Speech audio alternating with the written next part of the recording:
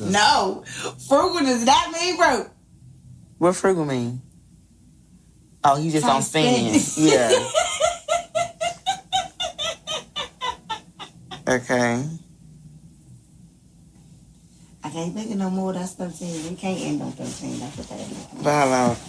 Is it? Oh, because 13 goes? I don't know. Friday 13, I go. That too. Okay, so let's go back. Guy with the baby mama drama, 1. What about the nigga? Oh, the nigga that ain't got no car. Peekaboo dick. He normally the dope dick, nigga. Oh, peekaboo dick, dope dick. Ooh, I'm loud.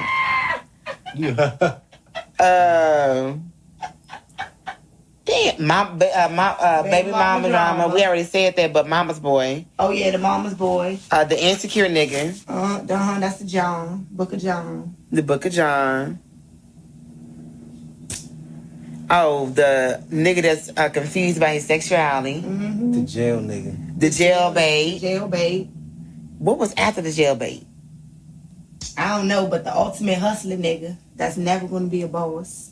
Yeah, the ultimate hustler. That nigga won't flip money forever. The petty hustler. The penny stock. Right. Bruh, man. Always stacking pennies. Nigga, stack some dollars. Selling oils ass nigga. You 50. You 50 years old. You still hustling. Talking about this the way to go. This the move. This gonna change your life. Nigga, when your life gonna change? You still got the fuck? You still got bootleg DVD. Right. DVD, CD. Bootleg DVD. 2 for $5. Holding on in the top. Why are you still selling DVDs? Ooh, the weed man. The weed nigga. The weed nigga. What about the Christian nigga? Or the spiritual nigga? The virgin nigga. Ooh, and that one too, the virgin nigga. These are a lot of niggas. I know, right? You about to tell people out there, a lot of people. That's a big ass book. How you gonna tell them how to date these niggas? Okay, because there's a way to date these niggas. How? That's why we name them what kind of niggas they are, because you can't date them all the same. You gotta approach them differently. So throw me out one. Let me see if I can break it down. For the rest of your days. Timon. It's a problem free. Ooh. Okay. Action. There's some different type of art that's on the wall up there. I don't understand what she's supposed to be doing. Playing in it. Is that what she's doing? Mm-hmm. With a little squat. I bet you it's something in front of her hand. It's like she's in bondage. It's probably some BDSM. What that mean? You know what? That was on the episode of Grownish, right? Yeah, so I kept saying, like, what is it? What are they talking about? I ain't even Google it. So what that mean? Google it. Okay, I don't want to. Google it. We'll save that for another episode. Yes, because we can't go there to hopes and dreams. Okay.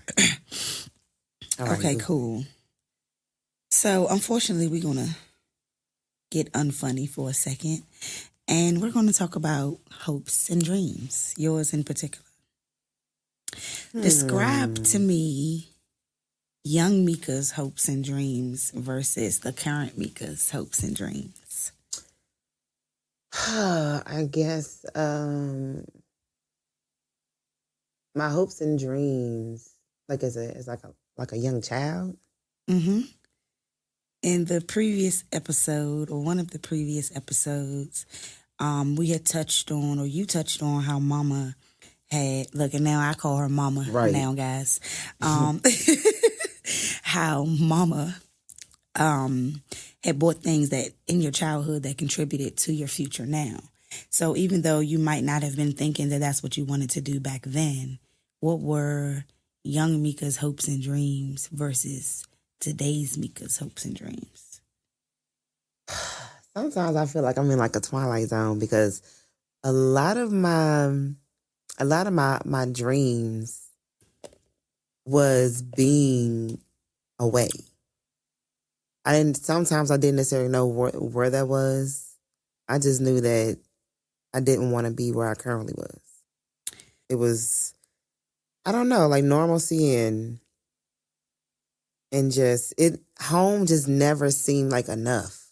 Like having what I had just never seemed like, I didn't like some of my circumstances. I ain't like, what I was offered. Before we touch on those circumstances, let's take it a step further then. Would you say that hopes and dreams are the same thing? People generally group them together. Should they be separated? What are hopes to you and what are dreams? Oh, wow. I ain't never even processed that. I know, I'm good. It's all good. Like when it comes to, I guess it would mean that hopes and dreams is something different for me, because even when I hear my children say, well, I hope I can do it, I intentionally make them change that and say, no, you're going to do that. Like, 'cause hope, it just seems like it's half-assing it. Like it's leaving it up to chance. I don't know. And so for me, when it comes to dreams, merely because some of mine really have come true, I feel like dreams, it actually can be a reality. Anybody can live out a dream. So yes, it's two different things. Like, yeah, two different things. So what would you say current Mika's, Big Mika instead of Little Mika, like Big Luther and Little Luther?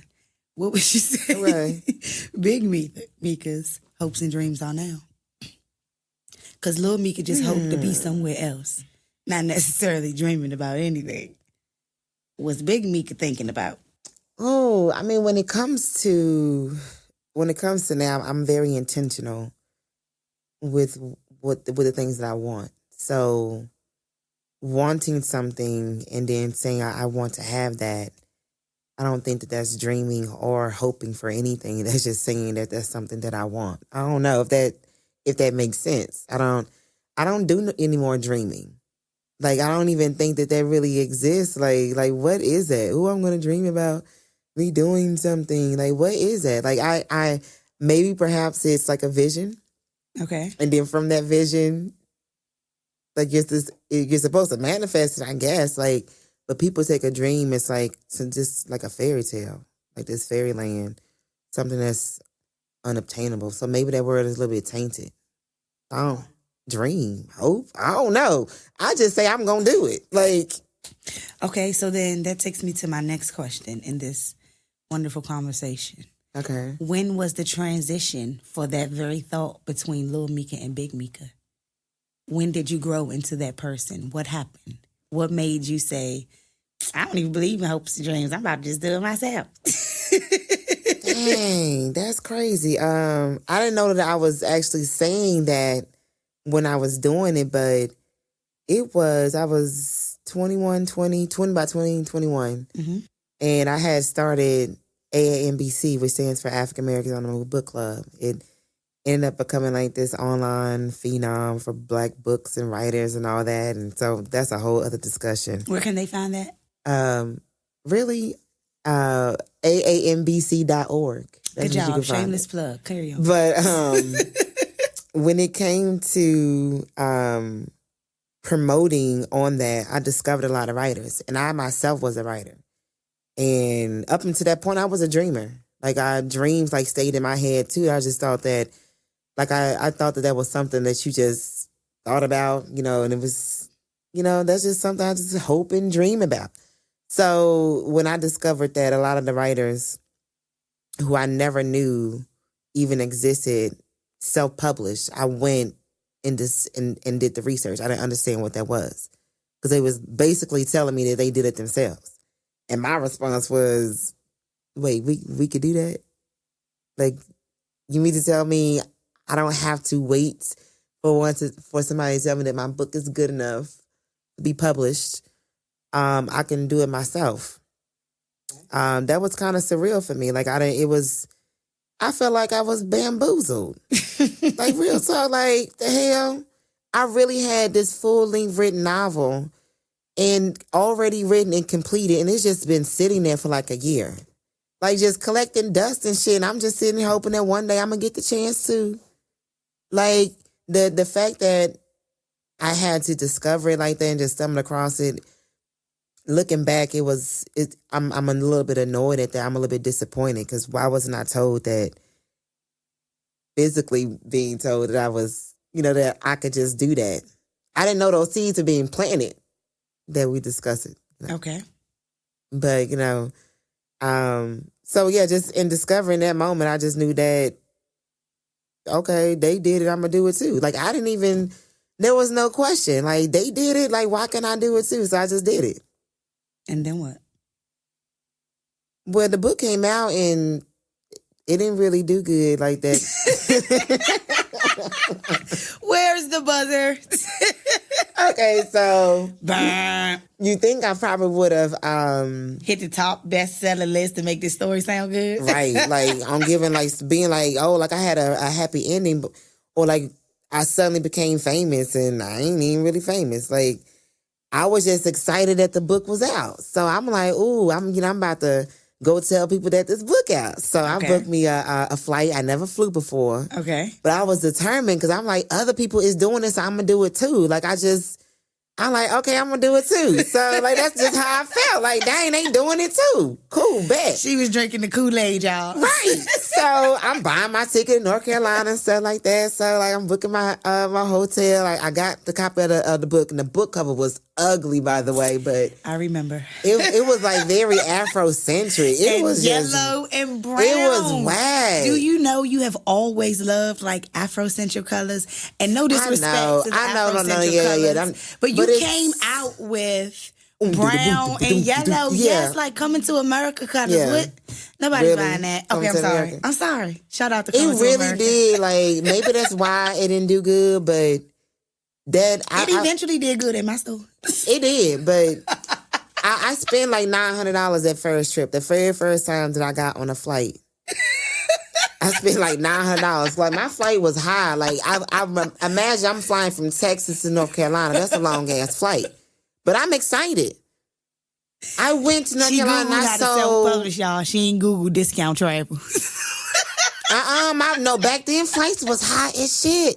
They was like, I spent like, I can go and prove it. I got the evidence. It was like $400 for a flight. It was just $900. Can you make your mind up? No, I said, well, hotels and stuff. Look now. Don't be trying to say that I'm lying. I know my story and stuff. Ding. So back to my story. Dang. Okay. So I'm in North Carolina and I ended up literally sold 3 books. And I left 2 on consignment at one of the independently owned bookstores.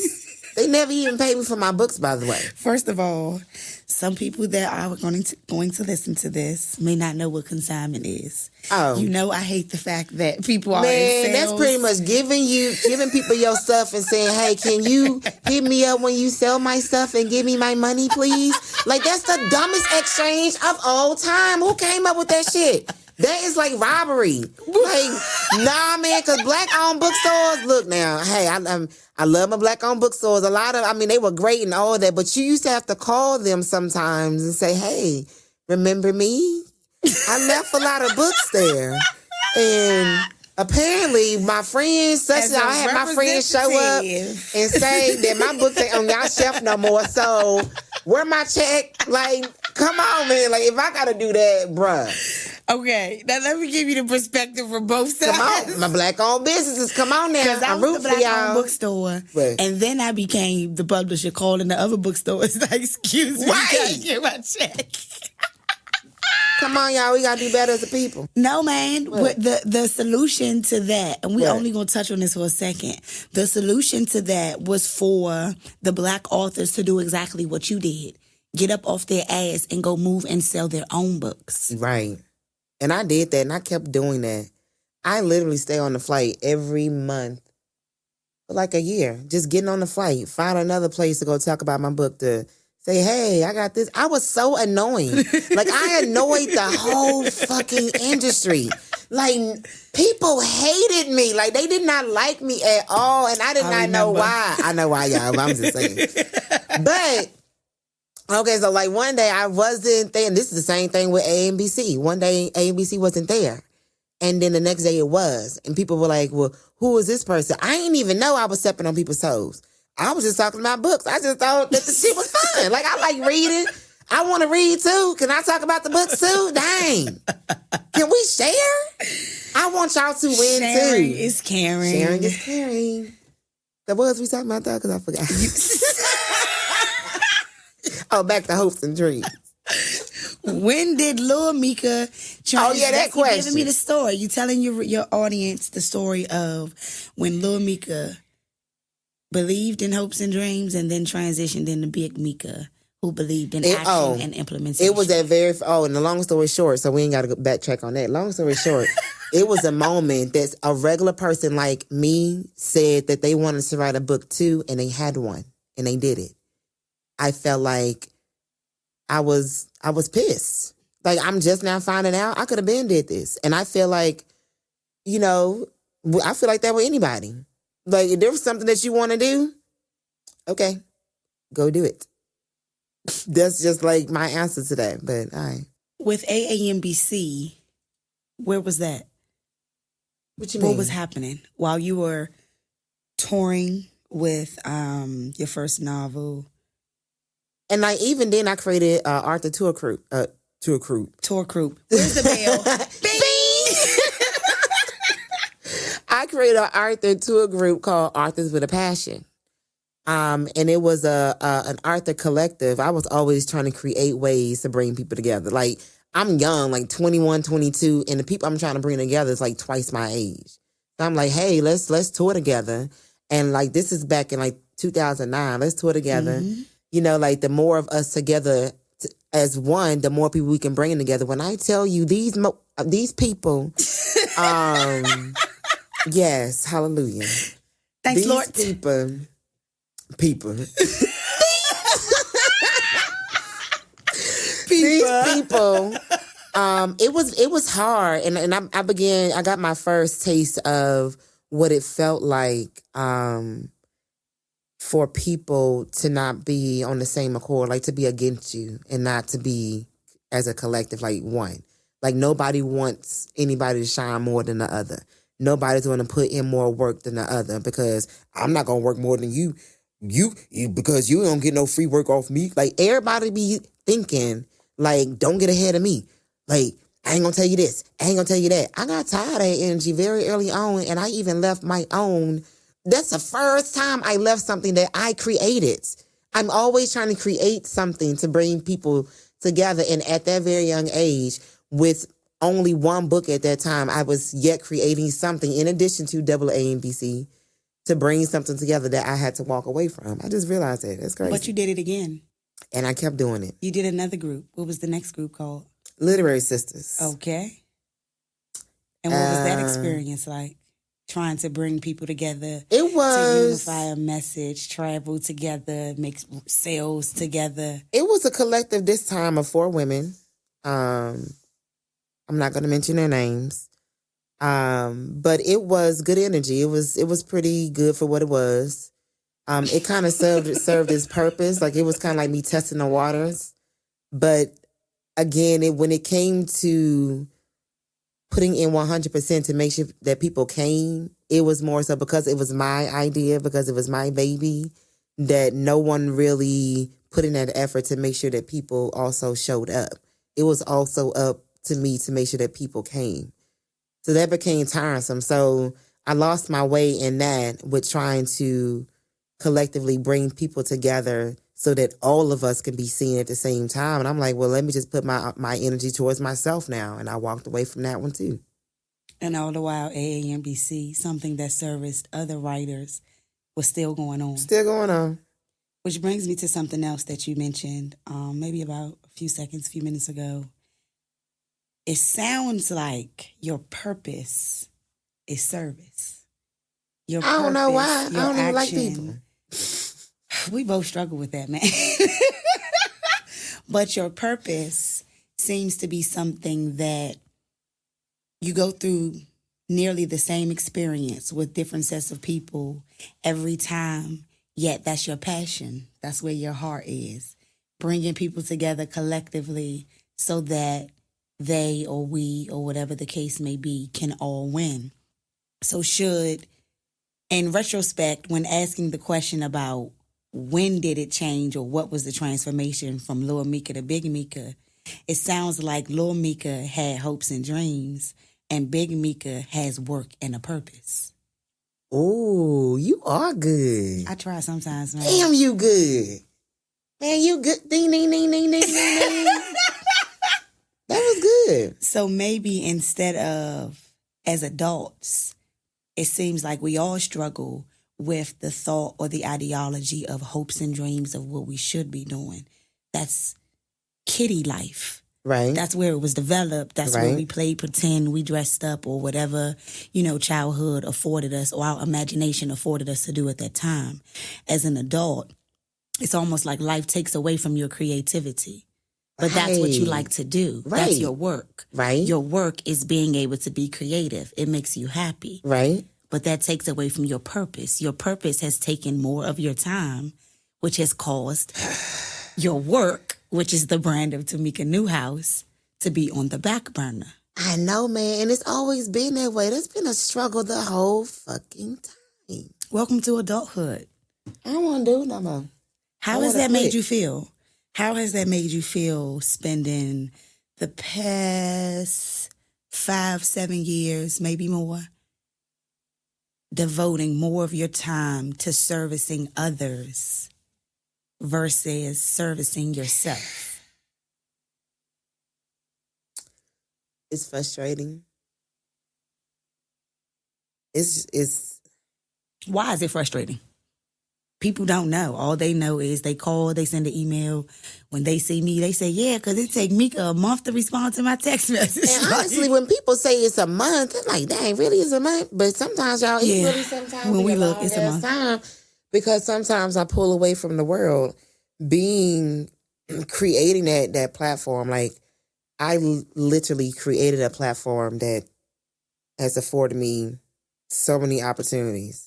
And I hate it and love it at the same time. It's like I want to leave it, but then I know I can't. It serves a purpose, like a purpose that I yet have to discover. But I'm gonna keep trying. But I mean, it's frustrating because it's people look at it, they look at my work or they look at me, and they see opportunity.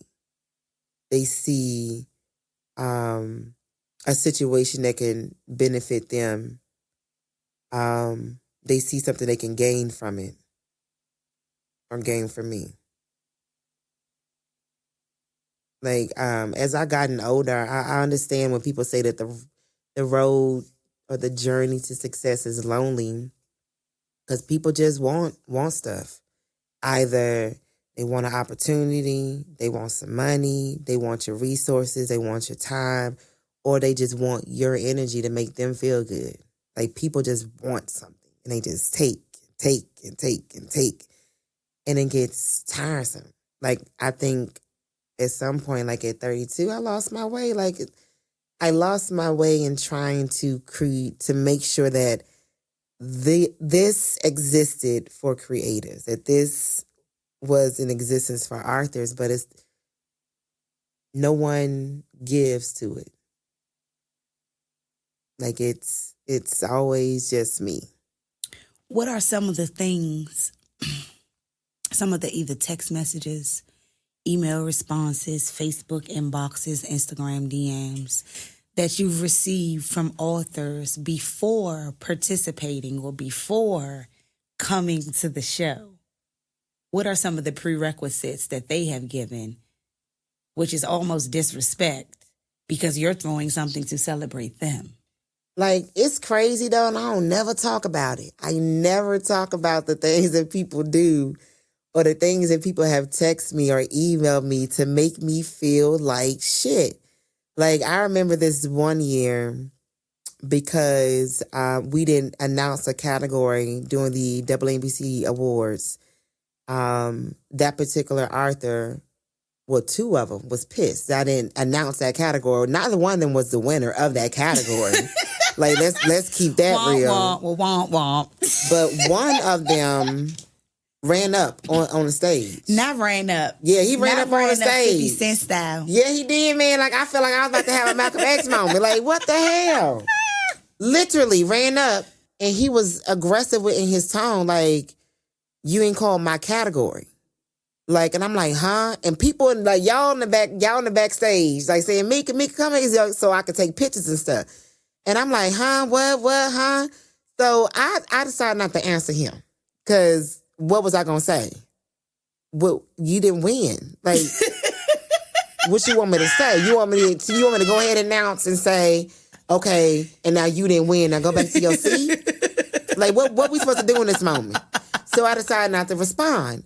So I turned around and go back and go do, what the other stuff I'm supposed to be doing. But later on that night, another author who was in that same category, he's a veteran. Very disappointed in him to this day. Even saw him recently. Didn't even speak. But I said, hey. Anywho, he texted me. I wonder if I still got that screenshot. He told me I should be ashamed of myself because I did not announce his category. Another one. He's a veteran. He's from Texas. He's a male writer. I'll just say that. Can we get a genre? Can we at least get a genre? I mean, it's just like mainstream fiction, women fiction. He's older. How many books does he have out?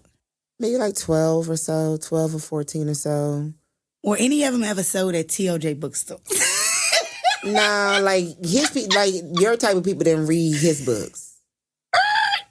My type of people? I mean, they like the hood books. Like, let's keep it 100. Like, that's why, like, honestly, look, remember when I came to your store? Look, I came to your store in my roller bag. Remember this day with that ugly ass book cover? Are you talking about the first day? Yes. Literary Sisters Tour? No, that's the first time I came. That's the first time. The first time I came. You came with Marcus. Yeah, it was another time. Okay, go ahead. You're right. Dang, do we have to say his name? Okay, you came with. We're going to bleep that out in Edison. Bleep. But, dang, what was we talking about? You said something about you rolled up with your roller bag. You trying to say my type of people at my bookstore. Oh, so when I realized what type of books were popular out there, I wasn't going to change how I wrote, but I knew I had to change how I presented the book. So I switched up the cover and stuff. Because I remember you even telling me that my cover and stuff was ugly. So I said, okay, I'm going to change it. Shut up. So I changed the cover and I'm remind you, I'm still living in Texas. I'm living in San Antonio at this time. Oh, it was so hard to change your mind. I'm very country. Shut up. Very country, and I'm very introverted. But I knew that if my book had to sell, I would just like to say that she just lied, guys, with this introvert I'm very bullshit.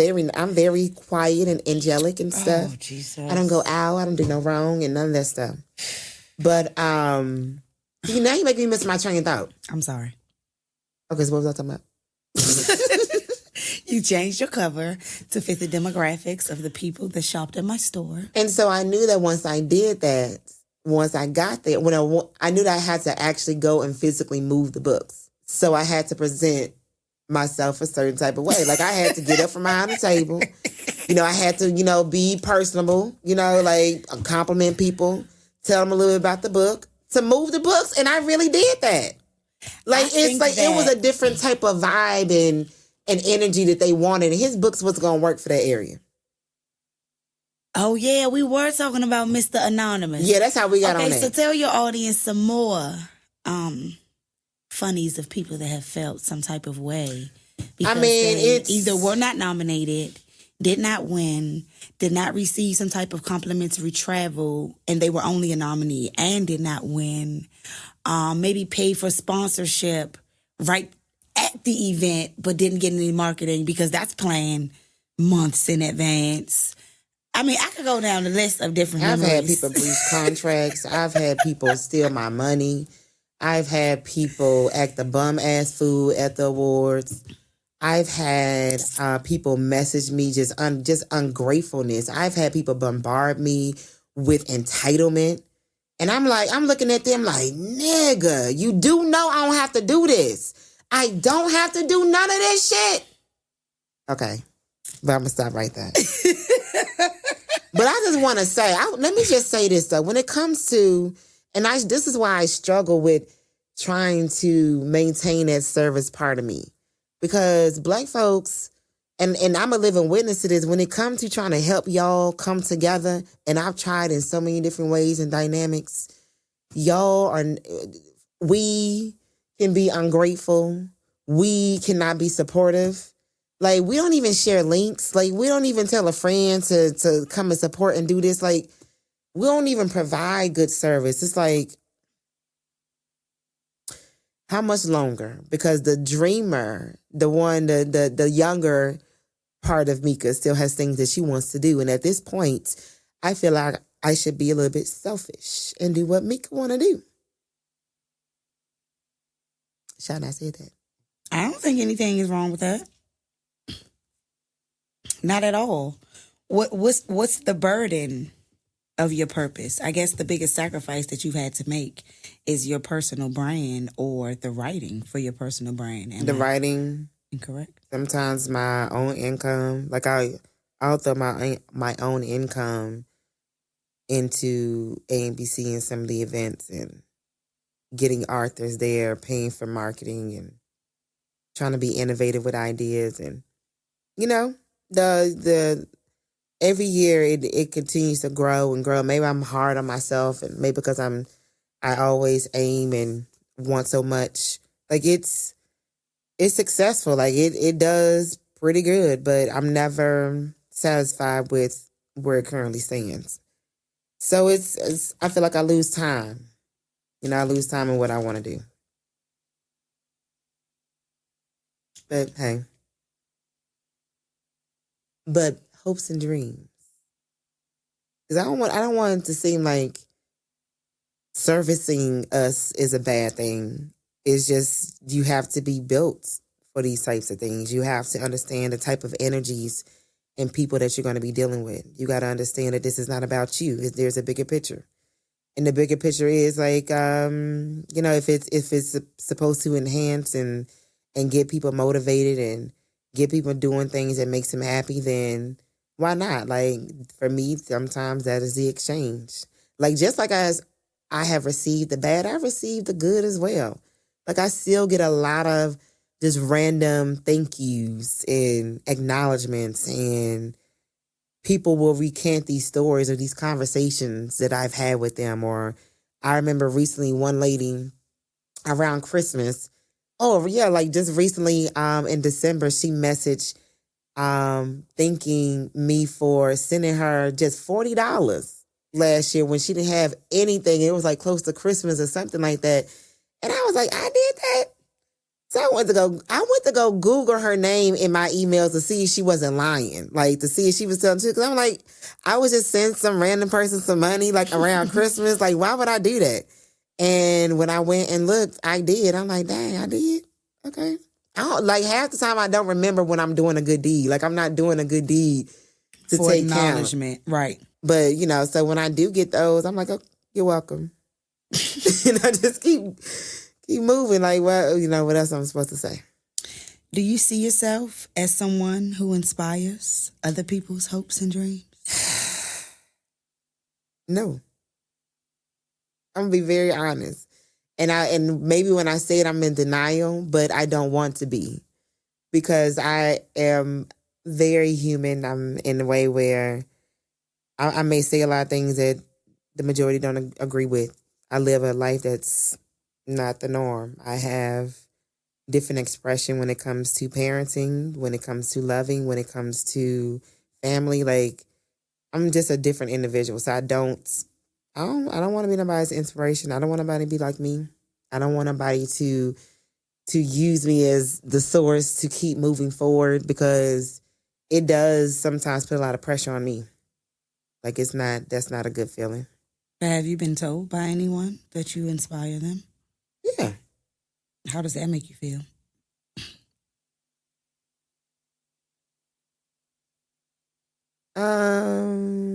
To be honest, like, it's a grateful feeling. I can say that. It's a good feeling, but when people ask you that question, what you supposed to say? It make me feel good. My head blew up. Like, I think I'm Beyonce. Like, what am I supposed to say? Like, really, what am I supposed to say when people just give you these great words and tell you all these great things about you? Like, what am I supposed to say? Like, what am I supposed to do with that? I just say thank you. I don't find anything wrong with that. And then I give them a hug, and I encourage them, and stuff like that. Sometimes I even give them some quick advice because I can't help it. That brings me to my Last question. How do you separate or balance the difference between purpose and business? Because in business, business comes first. Profit comes first. With your purpose, purpose is always nonprofit. It's for the passion. It's for the people. Most people go broke in business for purpose. People that are in business for business get out of the red and then become profitable because it's not about the people. It's about the bottom line. Where do you fall on that line and how do you balance it? Well, for the longest, I stayed with keeping going with the goal and the purpose and by any means necessary. But now, as I get older, I have to be realistic with not only my time, my energy, but my finances. And when you are wanting to live freely and make sure that your day is designed by your means, like you living a life that you want to, you got to be smart about it. Like you have to rationalize and make these realistic choices for the long haul. So with that being said, I am one of those triers. Like I would try it and try it and try, and I would give my all and make sure that I stay above water, and then I'll move forward. But with that being said, I can't tell you where I'm at with that. Because then people are like, what is he going to do with it? What is he going to do? So I don't know yet. I don't know. We're going to see. I don't know. That's realistic. Okay. Leave your audience with a message about hopes and dreams versus work and purpose. Lil Mika and Big Mika. What would Lil Mika say to them about hopes and dreams? And what would Big Mika say to them about work and purpose? What I would tell Little Mika is, you're not crazy. Like I used to be frustrated or sad at not being comfortable with where I was at, not fully accepting my circumstances, even when I became a young mother. Like life's tragedy still didn't. I was never happy. Like I did not want my life to continue to roll out a certain way, and so I would tell Little Mika that the way that you feel, like you're not crazy. Like how you feel and the things that you want, you can do those things. The things that you want to do, you can plan to do them. Like, and I did it. Every single thing that I've wanted, I've planned. I put in the work. I've done it. I literally live. I live out the things that I visualize. So it's all about choosing your happiness. Like people will say these things all day, every day about what they want and what they wish they can have. But if you are unhappy, you literally can make the choice to change that. Like it literally is a choice, and logically beginning to put those steps into play where on how can you get to happy? Like how can you make the life that you want be the life that you actually have? It's either that or continue to be in that unhappy space. And I was one of those ones that I didn't like it. I don't like that feeling. And anytime that I have that feeling, I'm able to move around. I can hop on a flight and change the city that I'm in at a drop of a dime if I want to. Like I think that at the end of the day, whatever your happiness is, that's what it should be. And that's a wrap. Woo!